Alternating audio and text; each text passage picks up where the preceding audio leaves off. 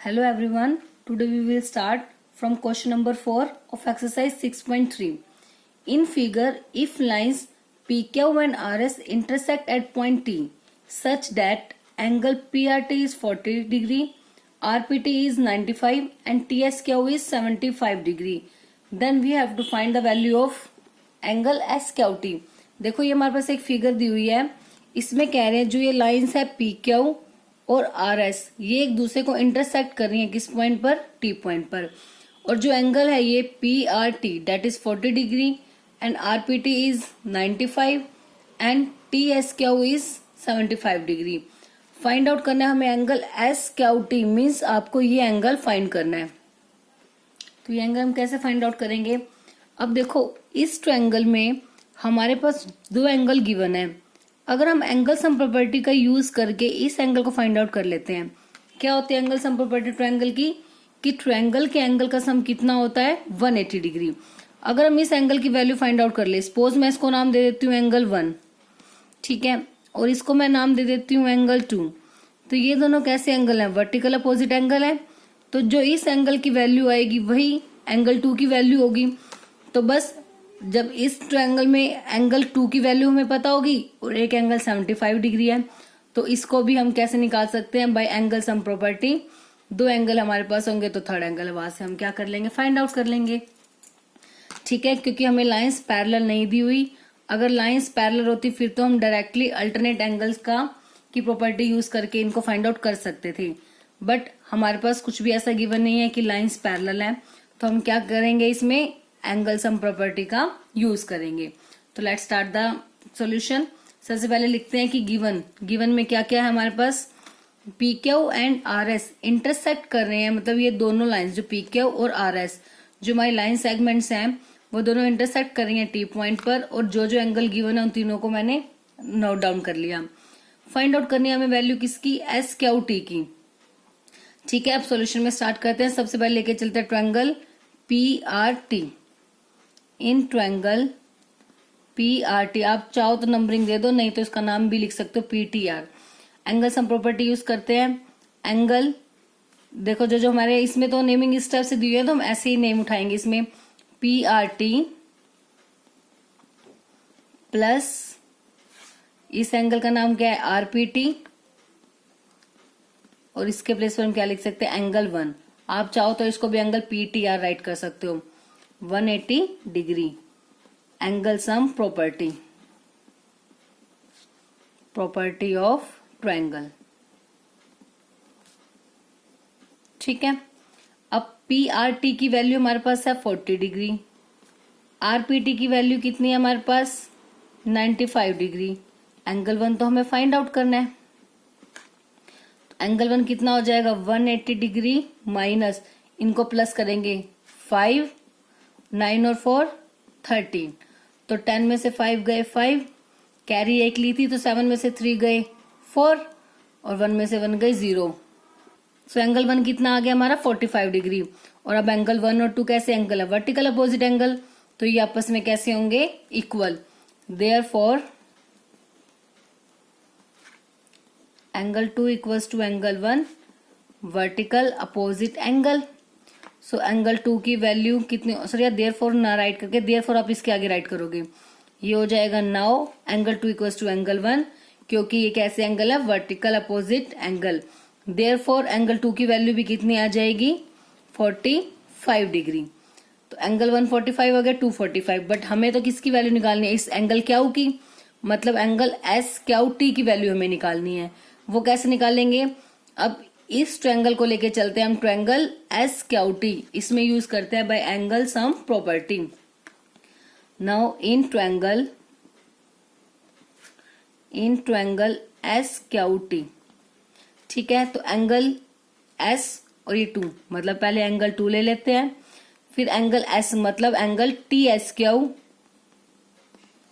Plus angle SQT जो हमें find out करना है that is equals to 180 degree by using angle sum property of triangle. Property of triangle. अब angle 2 की value कितनी आई थी हमारे पास 45 डिग्री। टी एस क्यू की वैल्यू 75 गिवन है, एस क्यू टी हमें फाइंड आउट करना है, कितना आ गया 180 डिग्री। तो एंगल एस क्यू टी कितना आ गया 180 डिग्री माइनस इन दोनों का टोटल 5 और 5 10, कैरी 1 7 और 4 11 और 1 12। तो 180 में से 12 गई, कितना आ जाएगा 60 डिग्री। तो therefore angle S Q T की वैल्यू कितनी आ गई 60 degree. This is our final answer कि हमें ये एंगल फाइंड आउट करना था। बस सिंपल सा हमारे पास क्वेश्चन था कि दो लाइंस हैं, एक दूसरे को क्या कर रही है इंटरसेक्ट कर रही हैं, ठीक है। तो उसके बाद हमें एक 3 एंगल्स की वैल्यू गिवन थी और हमें एंगल क्या फाइंड आउट करना था। तो हमने क्या किया, सबसे पहले इस ट्रायंगल में एंगल सम प्रॉपर्टी का यूज करके एंगल 1 फाइंड आउट कर लिया। अब जो एंगल 1 और एंगल 2 है वो कैसे एंगल है, वर्टिकल अपोजिट एंगल्स। तो वर्टिकल अपोजिट एंगल हमें पता है कैसे होते हैं, इक्वल। तो 1 की वैल्यू आई थी 45, तो वहां से 2 की वैल्यू भी कितनी आ गई 45 डिग्री। तो बस फिर इस ट्रायंगल में भी हमने क्या यूज किया, एंगल सम प्रॉपर्टी। तो एंगल सम प्रॉपर्टी से क्या इसकी वैल्यू हमने फाइंड आउट कर ली एंगल क्यू की, और एंगल क्यू की वैल्यू कितनी आ गई हमारे पास 60 degree. This is our final answer. तो हमने ये पहले आंसर्स फाइंड आउट किए हैं, ठीक है। Now next question number 5, in figure if P Q perpendicular है पी एस के ऊपर। अब हमारे पास देखो एक फिगर गिवन है, कह रहे हैं कि पी क्यू परपेंडिकुलर है पी एस के, ये दोनों एक दूसरे पर परपेंडिकुलर है, डेट मीन्स जो एंगल पी हो गया वो कितने डिग्री का हो गया 90 degree. P Q parallel S R, और पी क्यू जो है वो एस आर के पैरेलल है। पी क्यू पी एस के साथ तो परपेंडिकुलर 90 डिग्री का एंगल बना रही है, और पी क्यू एस आर के क्या है parallel. S Q R angle जो है हमारा है वो 28 डिग्री है, S Q R, that means this angle is 28 degree. और क्यू आर टी ये एंगल कितना है 65 degree. And find the value of x और वाई, और एक्स और वाई की हमें क्या फाइंड आउट करनी है, इनकी वैल्यू। तो आप देखो कैसे फाइंड आउट करोगे। अब इसमें देखो जो पी क्यू है वो पैरेलल है एस आर के, तो ऑब्वियस है ये पूरी वैल्यू को अगर मैं एक्सटेंड भी कर देती हूँ तो पी क्यू इस पूरी लाइन के भी पैरेलल होगा, ठीक है। पी क्यू अगर एस आर के पैरेलल है that means P Q is parallel to S T. अब पूरी लाइन के पैरेलल है तो देखो ये जेड बन रहा है, तो that means x plus 28 equal हो जाएगा किसके 65 डिग्री के। दोनों कैसे एंगल है अल्टरनेट एंगल्स, तो अल्टरनेट एंगल्स हमेशा हमें पता है इक्वल होते हैं। तो x प्लस 28 इक्वल हो जाएगा 65 डिग्री के। तो वहां से किसकी वैल्यू फाइंड आउट हो जाएगी x की वैल्यू। तो बस x की वैल्यू आते ही इस ट्रायंगल में हम क्या यूज कर देंगे एंगल सम प्रॉपर्टी। x की वैल्यू हम फाइंड आउट कर चुके होंगे, एक वैल्यू हमारे पास 90 है तो थर्ड वैल्यू को हम फाइंड आउट कर लेंगे इन तीनों का सम किसके इक्वल रख के 180 के, ठीक है। तो सबसे पहले राइट करेंगे गिवन, क्या क्या गिवन है, पी क्यू परपेंडिकुलर है पी एस पर, और पी क्यू जो है वो पैरेलल है एस आर के, और जो एंगल एस क्यू आर है वो 28 है, और Q R T is 65 degree. बस यही वैल्यूज हमें गिवन है। फाइंड क्या करना है, then to find values of X and Y. Now let's start the solution. तो सबसे पहले राइट करते हैं, we have given P Q parallel to S R, so therefore P Q जो है also parallel to S T, पूरी line की भी पैरेलल होगा।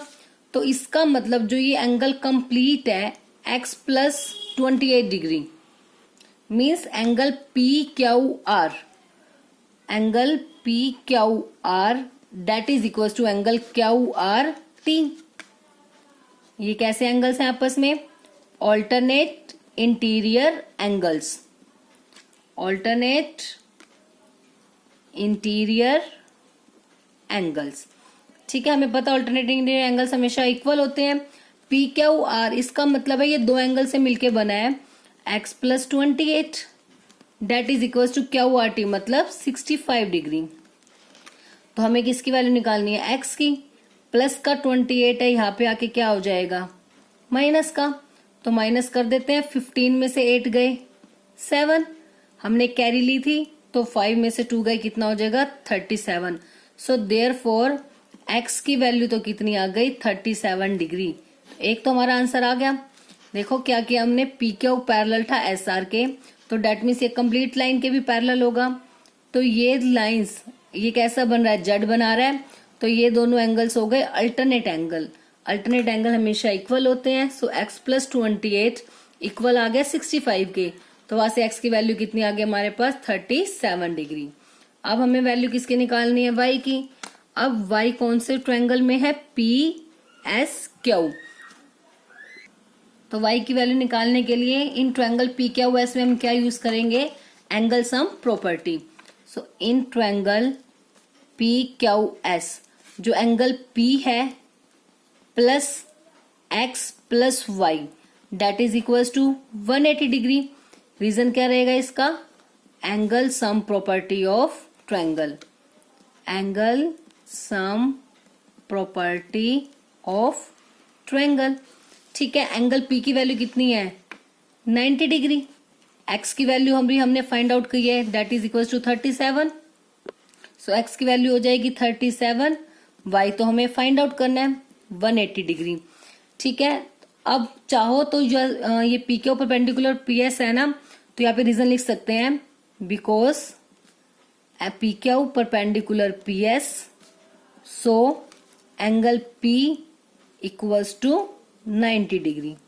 ठीक है, अब 90 प्लस 37 कितना हो जाएगा, उसको क्या कर देंगे 180 में से माइनस 7, 9 प्लस 3 12।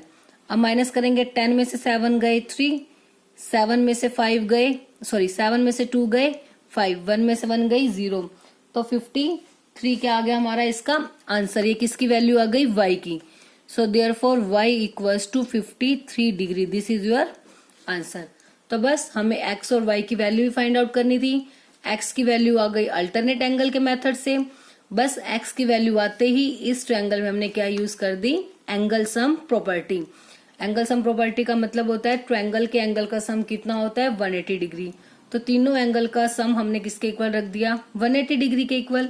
तो वहां से P की वैल्यू हमारे पास थी 90, क्योंकि ये दोनों लाइन से एक दूसरे पर क्या है, perpendicular. This is the symbol of perpendicular.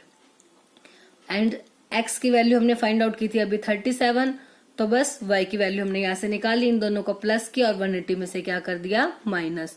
तो y की वैल्यू कितनी आ गई 53 और x की वैल्यू कितनी आई थी 37। Now next question number 6, that is the last question of the exercise. In figure the side QR of triangle PQR is produce to a point S। इस फिगर में कह रहे हैं जो साइड QR है उसको प्रोड्यूस मतलब बढ़ा दिया गया किस पॉइंट तक, S तक। If the bisector of angle PQR and PRS, bisector of angle PQR and PRS मतलब इस एंगल का और इस एंगल का बाइसेक्टर मीट कर रहे हैं किस पॉइंट पर, T। मतलब जो ये QT है वो PQR का बाइसेक्टर हो गया और RT है वो किसका बाइसेक्टर हो गया, एंगल PRS का। This is the bisector of angle this and this is the bisector of angle this. ठीक है, तो बस बाइसेक्टर का मतलब क्या होता है कि जो ये एंगल्स हैं वो आपस में कैसे होंगे, इक्वल। तो मतलब 1 एंगल इक्वल है 2 के, 3 एंगल इक्वल है 4 के। क्योंकि QT इसका बाइसेक्टर है तो हम कहेंगे 1 और 2 इक्वल है, और RT इस एंगल का बाइसेक्टर है तो 3 और 4 इक्वल है।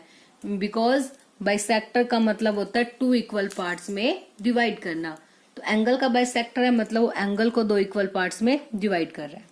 ठीक है, तो गिवन में सबसे पहले ये राइट कर लेते हैं। इन्होंने कहा था ना कि इन दोनों एंगल के बाइसेक्टर T पॉइंट पर मीट कर रहे हैं, तो हमने कह दिया कि जो QT है वो बाइसेक्टर है एंगल PQR का, और TR है वो एंगल है बाइसेक्टर है एंगल PRS का। देयरफॉर बाइसेक्टर का मतलब क्या हो गया, angle 1 equals to 2, 3 equals to 4। ये मैंने स्टार्टिंग में गिवन में ही राइट कर दिया। आप चाहो तो इस पार्ट को प्रूफ में भी राइट कर सकते हो। Now we have to prove that, क्या प्रूव करना है कि जो एंगल QTR है वो हाफ है QPR का। QTR, this angle is half of this angle QPR। QTR is half of QPR, मतलब हमें दिखाना है angle 5 is equal to half of angle 6। देखो नंबरिंग करने से हमें क्वेश्चन बहुत इजी हो जाता है। डायरेक्ट हमें देखो QTR है, ढूंढना पड़ेगा QTR कहाँ है, बट 5 आपको डायरेक्टली शो हो रहा है कि ये रहा 5, तो मतलब 5 हाफ इसका दिखाना है हमें।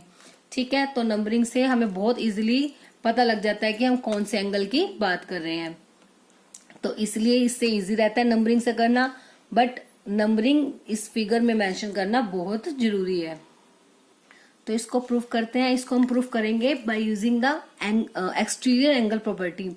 एक्सटीरियर एंगल प्रॉपर्टी क्या होती थी कि कोई भी ट्रायंगल है उसमें एक्सटीरियर एंगल जो होता है वो अपोजिट इंटीरियर एंगल के सम के इक्वल होता है। ठीक है, तो बस हम उस प्रॉपर्टी को इसमें यूज करेंगे।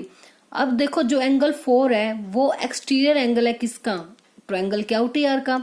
तो डेट मीन्स एंगल 4 इज किस इक्वल टू 2 + 5। तो बस यहां से निकालते हैं। नाउ जो angle 4 is exterior angle of triangle QTR. So angle 4 जो है वो इक्वल हो जाएगा किसके, 2 + 5। ये एक्सटीरियर एंगल है तो 4 के साथ वाला एंगल होगा ये पूरा। तो इसको छोड़ के बाकी के दो एंगल, तो 4 किसके इक्वल होगा, बाकी के बचे हुए दो एंगल के सम के इक्वल। मतलब angle 4 equal to angle 2 + angle 5। इसको मैं मान लेती हूँ इक्वेशन नंबर 1। ठीक है, देखो हमें आंसर में प्रूफ करना है 5 और 6। तो हम इस टाइप के ट्रायंगल लेंगे जिसमें 5 और 6 वैल्यूज आ रही होंगी। तो पहले एक बार इसमें 5 आ रहा था तो मैंने ये ट्रायंगल ले लिया। अब ट्रायंगल लेके चलते हैं PQR। अब जो 3 + 4 है, जो ये एंगल है कंप्लीट PRS, वो एक्सटीरियर एंगल है किसका, PQR का। आप चाहे तो लिख सकते हो एंगल PRS। नाउ जो एंगल PRS है मतलब एंगल 3 + एंगल 4। ठीक है, PRS का मतलब ये है इज एक्सटीरियर एंगल ऑफ, कौन सा ट्रायंगल का एक्सटीरियर एंगल है, PQR का। तो इसका मतलब यहाँ पे राइट करेंगे बाय एक्सटीरियर एंगल प्रॉपर्टी।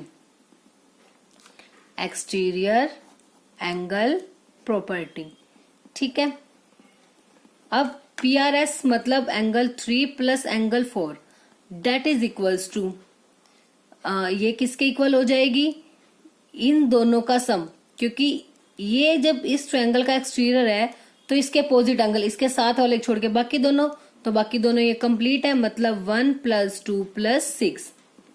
अगर आप नेमिंग से ही रखना चाहोगे कि PRS, तो आप PRS यूज कर सकते हो। यहाँ पे एंगल QPR और एंगल PQR आपको यूज करना पड़ेगा, क्योंकि ये वाला एंगल और ये पूरा एंगल इसका इंटरली अपोजिट एंगल होंगे। क्योंकि हमने ये पूरा ट्रायंगल लिया है ना अपने PQR, तो जब PQR ट्रायंगल लेंगे तो उसमें एंगल P और Q कंप्लीट आएंगे। तो इसलिए यहाँ पे इस एंगल के प्लेस पर दोनों की जगह पे क्या आएगा, एंगल 1 + एंगल 2। अब हमें पता है कि 3 और 4 दोनों आपस में इक्वल है, 1 और 2 इक्वल है, क्योंकि ये बाइसेक्टर्स है। तो जब 3 और 4 इक्वल हैं, देखो हम दोनों इक्वेशन को थोड़ा सा लिंक बना के करते हैं कि सेम सेम हो जाए, क्योंकि हमें चाहिए सिर्फ 5 और 6 में। तो दो इक्वेशन आ रही है, 5 हमें चाहिए और हमें क्या चाहिए, 6। बाकी कोई भी वैल्यू हमें नीड नहीं है। इन दोनों वैल्यूज में ध्यान से देखो तो सभी एंगल आ रहे हैं, बट हमें जो प्रूव करना है वो एंगल चाहिए 5 और 6 बस, और कोई भी नहीं चाहिए। तो 5 और 6 की हमें नीड है, बाकी किसी की नीड नहीं है। तो थोड़ा सा सेम सेम बनाते हैं ताकि वैल्यूज जो है कैंसिल आउट हो सके। ठीक है, वो कैसे करेंगे, अब 4 4 सेम बनाना है हमने, तो इसमें 3 एक्स्ट्रा है तो हमें 3 नहीं चाहिए। हमें पता है 3 और 4 आपस में कैसे हैं, इक्वल। तो मैं 3 के प्लेस पर क्या राइट कर सकती हूँ, एंगल 4। Angle 4 + angle 4। ऐसे ही इसमें 2 है, बट तो 2 हमारे पास भी है तो कैंसिल तो होगा, तो सेम बनाना चाहिए। कोई भी दो वैल्यूज को हम कैंसिल कब बनाएंगे करेंगे, जब वो दोनों सेम सेम होंगी। इसलिए मैं क्या कर रही हूँ, 5 और 6 तो हमें चाहिए तो उसको हम नहीं छेड़ेंगे, बाकी जो वैल्यूज बच गई उनको हम सेम सेम बना देंगे। ठीक है, दोनों टाइप में जो प्रॉपर्टीज है यहाँ पे भी आप राइट कर दोगे bye exterior angle property. Angle property and therefore